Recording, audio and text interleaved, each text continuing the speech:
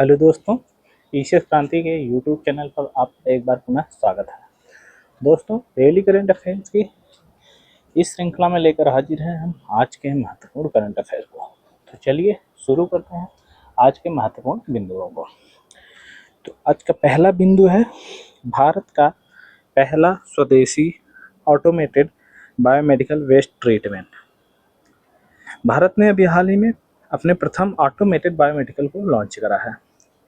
Waste treatment है biomedical, यानी जो डॉक्टरी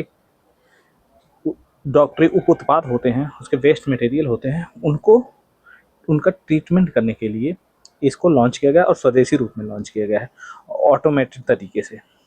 यानी कि इसमें कोई मानव की उपस्थिति नहीं होगी, यानी मानव की आवश्यकता नहीं होगी इसमें। ठीक है, तो इसका नाम है सृजनम।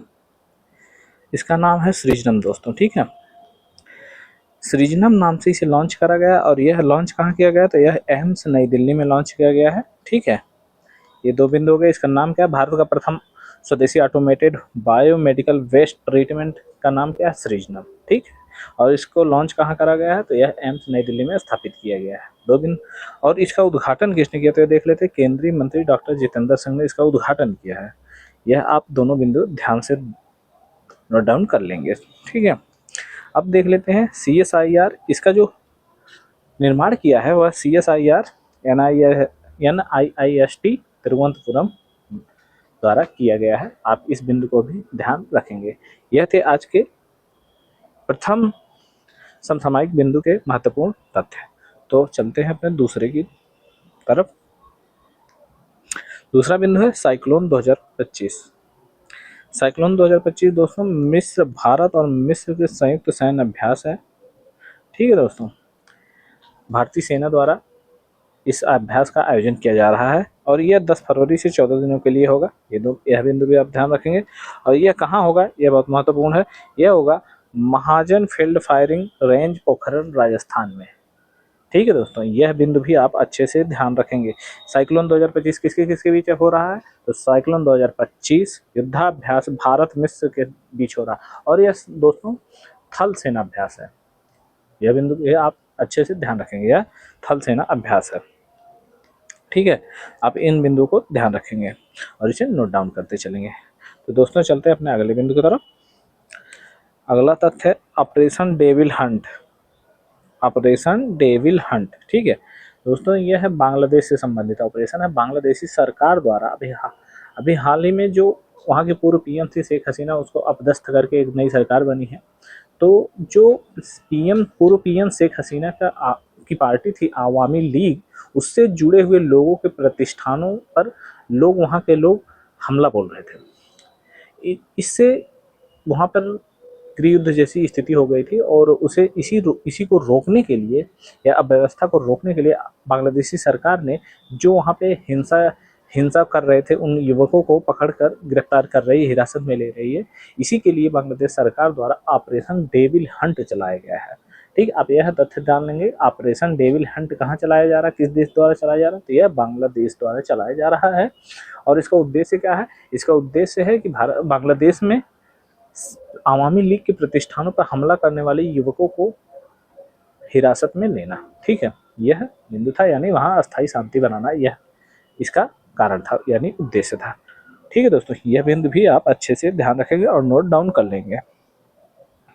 अब चलते हैं अपने अगले बिंदु की तरफ। अगला तथ्य है ट्रोपेक्स 25, यानी कि ट्रोपेक्स 2025 एक्चुअली। ठीक है, यह क्या है? यह भारतीय नौसेना का थिएटर लेवल ऑपरेशनल एक्सरसाइज है। ये भारतीय नौसेना द्वारा एक ऑपरेशनल एक्सरसाइज है। ठीक है दोस्तों, और इसमें यह कहाँ हो रहा है? ये भी ध्यान रखना, यह हिंद महासागर में हो रहा है। हिंद महासागर में, यानी अरब सागर और बंगाल की खाड़ी, इन दोनों में ही हो रहा है, क्षेत्रों में हो रहा है।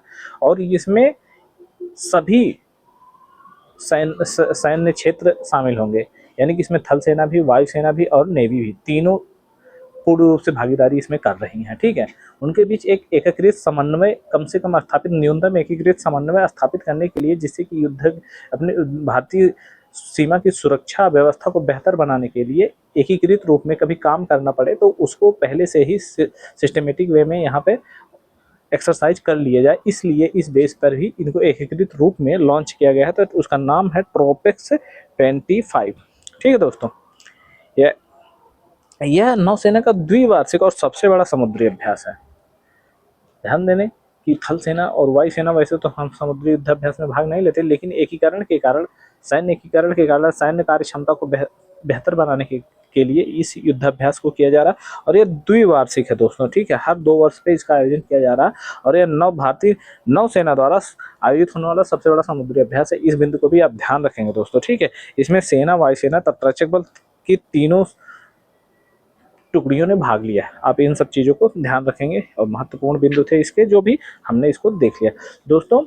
आप इन सब बिंदुओं को नोट डाउन करते चले, जिससे कि आपको जब एग्जाम नज़दीक आएगा तो वहाँ पे आपको कहीं और भटकने की आवश्यकता नहीं पड़ेगी। आप मेरी तरफ से, यानी कि पीसीएस क्रांति की टीम की तरफ से जो महत्वपूर्ण मैगजीन आती है, जैसे कि क्रॉनिकल आती है और ये घटनासार आती है, तो इन सब का भी जब एग्जाम के नज़दीक आता है तो उस समय इन सब का भी सीरीज लाई जाएगी, आपको अच्छे से पूरा करवा दिया जाएगा।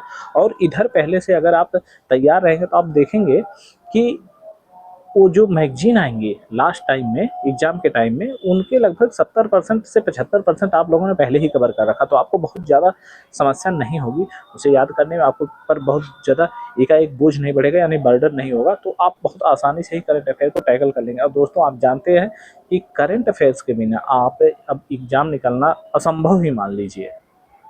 प्रीलिम्स का स्टेट प्रीलिम्स को आप असंभव ही मान लीजिए, नामुमकिन नहीं, असंभव मान लीजिए।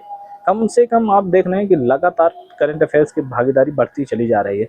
35 से 40 क्वेश्चन करंट अफेयर्स के हो रहे हैं, यानी कि 150 क्वेश्चनों में आप देखेंगे 35 से 40 क्वेश्चन अगर करंट अफेयर्स के हो जा रहे हैं, तो आप समझ सकते हैं लगभग कितना हिस्सा, क्या कहते हैं 30% हिस्सा, 30% से ज़्यादा ही हिस्सा करंट अफेयर्स का हो जा रहा है। तो यह बिना अच्छी तैयारी के आप इसकी उस एग्ज़ाम को निकालने के लिए सोच नहीं सकते। तो आप पहले ही इन सबको रिवीजन करते चले, नोट्स बनाते चलें। और दोस्तों इसका पीडीएफ अगर आपको प्राप्त करना हो तो हमारे इस डिस्क्रिप्शन बॉक्स में हमने उसको लिंक डाल दिया है पीसीएस क्रांति के टेलीग्राम चैनल का, तो आप उसे ध्यान से ज्वाइन कर लें और वहाँ से इसका पीडीएफ भी प्राप्त कर सकते हैं। ठीक है दोस्तों, तो चलते हैं हम अपने अगले बिंदु की तरफ। आज का अगला तथ्य है चेन्नई ओपन टेनिस टूर्नामेंट 2025। दोस्तों ये भारत का एक प्रसिद्ध टेनिस टूर्नामेंट है, हर वर्ष किया जाता है। तो हाल ही में इसका आयोजन किया जाता है, चेन्नई में ही किया जाता है, जैसे नाम से भी पता है, तो चेन्नई तमिलनाडु में इसका आयोजन किया जाता है। तो अब देख लेते हैं इसके पुरुष एकल में, पुरुष एकल का इन्होंने खिताब जीता है, तो उनका नाम है किरियन जैक्वेट, जो कि फ्रांस के हैं। इन्होंने स्वीडन के इलियास एमेर को 7-6, 6-4 से हराकर चेन्नई ओपन टेनिस टूर्नामेंट का एकल खिताब, पुरुष एकल खिताब जीत लिया है। ठीक है दोस्तों, यह आप ध्यान रखेंगे। पुरुष एकल किसने जीता? किरियन जैक्वेट ने, ठीक है। और पुरुष युगल किसने जीता? तो इसे यस मोचुचुकी और कोइतो यू, दोनों जापान के प्लेयर थे। इन्होंने भारत के राम कुमार रामनाथन और साकेत माइनेनी की जोड़ी को 6-4, 6-4 से हराकर चेन्नई ओपन पुरुष युगल टूर्नामेंट का खिताब जीत लिया। ठीक है दोस्तों, तो यह बिंदु आप दोनों ध्यान रखेंगे चेन्नई ओपन टेनिस टूर्नामेंट 2025 से संबंध में। ठीक, तो चलते हैं अपने अगले बिंदु की तरफ, कौशल उदय टोंगई प्रशिक्षण पहल। दोस्तों अभी हाल ही में कौशल उदय टोंगई प्रशिक्षण पहल लॉन्च किया गया, तो त्रिपुरा द्वारा लॉन्च किया गया। त्रिपुरा के अगरतला में इसकी शुरुआत की गई है। इसका उद्देश्य है, इस प्रशिक्षण पहल का उद्देश्य है कि स्कूलों और कॉलेजों के लगभग 80,000 छात्रों को उद्यमी, मतलब उनको कौशल युक्त बनाने के लिए प्रयास करना है। यह इसका मुख्य पहल उद्देश्य था। ठीक है दोस्तों, तो आप इस बिंदु को भी ध्यान रखेंगे। अब चलते हैं अपने अगले बिंदु की तरफ, हम होंगे कामयाब जागरूकता अभियान। दोस्तों लिंग आधारित हिंसा को रोकने के लिए, उनके प्रति जागरूक करने के लिए, महिलाओं को सशक्त बनाने के लिए अभी हाल ही में मध्य प्रदेश सरकार ने हम होंगे कामयाब जागरूकता अभियान शुरू किया है। तो क्वेश्चन ऐसे बनाएगा कि हम होंगे कामयाब जागरूकता अभियान किसके द्वारा शुरू किया गया? तो यह मध्य प्रदेश सरकार के द्वारा शुरू किया था। आप इस तरीके से इस क्वेश्चन को याद रखेंगे, इस बिंदु को याद रखेंगे। ठीक है दोस्तों, चलते हैं अपने अगले बिंदु की तरफ। अब देख लेते हैं गदर 380। गदर 380 क्या है? तो गदर 380 ईरान द्वारा बैलिस्टिक मिसाइल है, ईरान जिसका सफल परीक्षण कर लिया है ईरान ने। ठीक है दोस्तों, अमेरिका ईरान पर तमाम प्रतिबंध लगाता है वहाँ पे कि बैलिस्टिक और परमाणु मिसाइलों का निर्माण ना हो सके, परमाणु हथियारों का निर्माण ना हो सके। इसके बावजूद ईरान कहीं ना कहीं से गुपचुप तरीके से ऐसे प्रशिक्षण कर ले रहा है उत्तर कोरिया की तरह, तो वैसी उसी संदर्भ में उसने गदर 380, तो गदर 380 क्या है, यह एक बैलिस्टिक मिसाइल है और किस देश से संबंधित है, तो यह ईरान से संबंधित। यह 2 बिंदु इसके संबंध में याद रखना हमें, ठीक है। बाकी कोई ऐसा कोई क्वेश्चन नहीं बनेगा इससे, ठीक। अब देख लेते हैं हम आज के अंतिम बिंदु को। तो आज का अंतिम बिंदु blue ghost mission. Blue ghost mission, तो दोस्तों ब्लू घोस्ट मिशन एक फायरफ्लाई एरोस्पेस कंपनी, निजी स्पेस कंपनी है, इसके द्वारा यह लॉन्च करा गया है।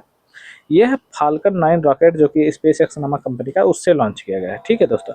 और यह नासा के आर्टेमिस मिशन का एक चरण है, ठीक है। ब्लू घोस्ट मिशन एक लैंडर है, क्योंकि अब नासा आर्टेमिस मिशन के तहत चंद्रमा पर मानव को पुनः भेजने की कोशिश योजना बना रहा है। उसी संदर्भ में लैंडर के रूप में ब्लू घोस्ट मिशन को लॉन्च किया गया है, ठीक है। और इसका निर्माण किसने किया था, इसका निर्माण किया गया फायरफ्लाई एरोस्पेस कंपनी, जो कि एक निजी एरोस्पेस कंपनी, उसके द्वारा इसे लैंडर को लॉन्च किया गया, ठीक है दोस्तों। तो यह चंद्रमा पर पुनः मानव को उतारने के लिए इसे लॉन्च किया गया था। और किससे लॉन्च किया था, फाल्कन 9 रॉकेट से लॉन्च किया गया, ठीक है दोस्तों। तो यह था आज का करंट अफेयर्स के बिंदु दोस्तों। मिलते हैं अगले दिन के महत्वपूर्ण तथ्यों के साथ, तब तक के लिए धन्यवाद।